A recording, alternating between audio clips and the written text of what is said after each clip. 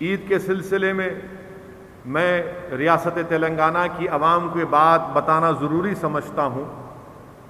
کہ ہمارے پاس اس ریاست تلنگانہ میں رات میں 9 بجے سے کرفیو ہے، اور میری کل تلنگانہ حکومت کے وزیر داخلہ جناب محمود علی صاحب سے بات چیت ہوئی فون پر، اور انہوں نے مجھے یہ بتایا ہے کہ عید کی نماز حکومت عیدگاہ میں ادا کرنے کی اجازت اس لیے نہیں دے سکتی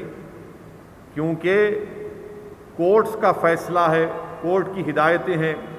کہ ایک عوامی اجتماعات پر پابندی ہے، عوامی اجتماعات پر پابندی ہے۔ اس لیے تلنگانہ حکومت عن قریب میں فیصلہ لے گی کہ عیدگاہ میں جا کر وہ عوام اپنی عید کی نماز ادا نہ کریں بلکہ اپنے محلوں کی مساجد میں ادا کریں۔ میں تو آپ سے گزارش یہ بھی کروں گا کہ علماؤں سے، ہمارے مفتی صاحب انوار نظامی صاحب یہاں پر تشریف فرما ہے، جتنے بھی معزز علماء کرام ہیں وہ اس بات کا فیصلہ لیں کہ کیا ہم تلنگانہ میں عید کی نماز 1 یا 2 جماعت بنا سکتے ہیں؟ اجازت ہے اس کی؟ اگر اس کی اجازت ہے کہ ایک مسجد میں عید کی نماز کی 2 یا 3 جماعتیں ہو سکیں تاکہ ایک فجر کے بعد جو وقت شروع ہوتا ہے عید الفطر کا، تو آپ اسی اپنے محلے کی مسجد میں 2-3 جماعت بنا لیجئے، سوشل ڈسٹینسنگ کو برقرار رکھ کر آپ اپنے اپنے محلے جات میں اپنی عید کی نماز کو ادا کریے۔ اور یہ حکومت میری نظر میں یہ فیصلہ صحیح ہے، کیونکہ اگر لاکھوں کی تعداد میں اگر ہم عید کی نماز ادا کرنے کے لیے عیدگاہ پر جمع ہوں گے تو یقیناً کووڈ پھیلنے کا پورا اس میں کووڈ پھیل سکتا ہے، خطرہ نہیں ہے بلکہ یقیناً پھیلے گا۔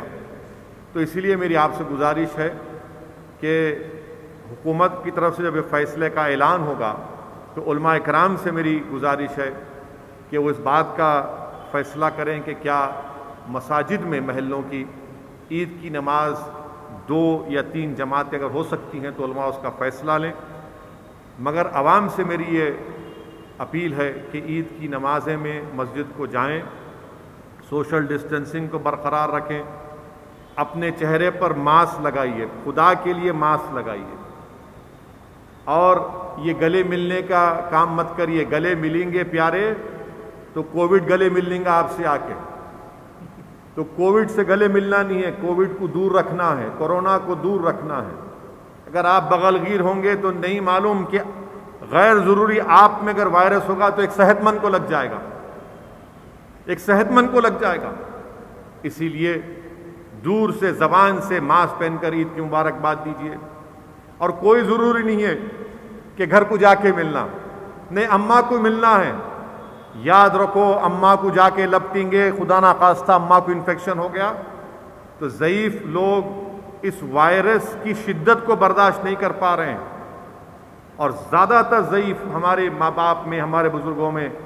عمر کے لحاظ سے کچھ نہ کچھ بیماری ہوتی ہے، ڈائبٹک ہوتا ہے، ہارٹ کی بیماری ہوتی ہے، کڈنی کا ہوتا ہے۔ دور سے اماں کو اگر ہو سکے تو فون کر کے،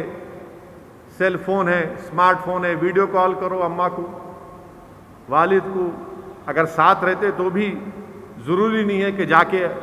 اماں کو لپٹے۔ میرے بھائی، یہ احتیاط کرنے کا وقت ہے، بہت احتیاط کرنے کا وقت ہے۔ سوشل ڈسٹینسنگ کو رکھیے اور ماسک لگائیے۔ عید کو ضرور منائیں، مگر کیا ہم اس کو روایتی طور پر جیسا عید مناتے ویسا منائیں یا خاموشی سے منا لیں؟ تو میرے عزیز دوستوں اور بزرگوں، ہم کو عید منانا ضروری ہے، انعام کا دن ہے، وہ مزدور کو مزدوری ملنے کا دن ہے، مگر اسی شان و شوکت سے اگر آپ منائیں گے ذرا احتیاط کریے، کیونکہ یاد رکھیے کہ ہر چوتھے پانچویں گھر میں کوئی بیمار ہے، ہر چوتھے پانچویں گھر میں کسی کا انتقال ہو چکا ہے، آپ کے پڑوس میں کسی کی موت ہو چکی ہے۔ یقیناً عید منائیے، مگر ان تمام چیزوں کا خیال رکھیے، کیونکہ ہم اپنے شہر میں، اپنی آبادی میں رہتے ہیں، اور ہم کو کثرت سے اللہ سے دعا کرتے رہنا ہے کہ اللہ سبحانہ و تعالی ہم کو اس وبا سے چھٹکارا دلا دے، اور ہم کو احتیاطی تدابیر کو بھی اختیار کرنا ہے۔ اگر آپ کوئی احتیاطی تدابیر استعمال نہیں کریں، اللہ رو کر دیں گا۔ میرے بھائی، اللہ کے رسول صلی اللہ علیہ وسلم کی حدیث شریف ہے کہ رحمت للعالمین صلی اللہ علیہ وسلم کے پاس ایک شخص آیا جو اپنے اونٹ کو چھوڑ کے آ گیا۔ اللہ کے رسول صلی اللہ علیہ وسلم نے فرمایا کہ تم نے اپنے اونٹ کو باندھا کیوں نہیں؟ تو اس شخص نے کہا یا رسول اللہ صلی اللہ علیہ وسلم، اللہ ہے نا۔ اللہ کے رسول صلی اللہ علیہ وسلم نے فرمایا کہ اونٹ کو باندھو اور پھر اللہ پہ توکل کرو۔ تو ہم کو پوری احتیاطی تدابیر کو اختیار کرنا ہے اور دعا کرنا ہے، کثرت سے دعا کرنا ہے، اور اللہ سبحانہ و تعالیٰ کے فیصلوں پر توکل کرنا ہے۔